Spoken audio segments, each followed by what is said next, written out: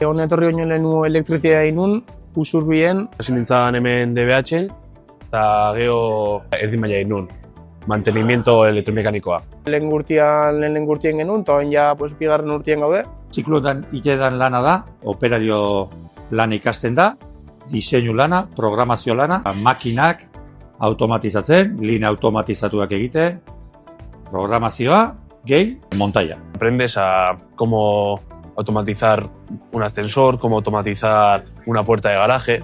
2 urtetan, diala 2000 ordu gutxi gora bera, 180 izaten da praktikoa. Dena proiektutan, maketakin. Oain adibidez gaude proiektuak egiten.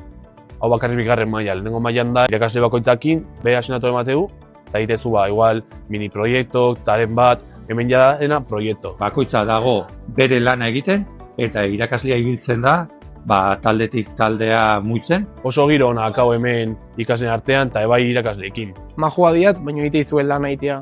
Eta hori azkenian importantia da. Ikasle guztik juten dira lehenengo mailan praktiketa, aukera dauka bigarren mailan dual orokorra egitea. Ite deu hemen klase 8-tatik amabita, eta gero nik adibidez horonan ite duela, eta horonan dakat horario ordu batak eta 10-etatik 4 eta 10 arte. Oso arrakastatu izan dela. Esperientzi hoi eukitzea plus bada, azkenean.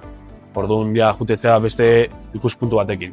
Egia esan gomendatuko nion. Ni oso gustoan du naiz, eta ne ustez gauza bastante ikastea. Automatizazio eta robotika industrialeko zikluan, oraintxe bertan ikastetxean lan polsa hutsa dago. Eta dauzkazu enpresak deitzen jendia behar duela.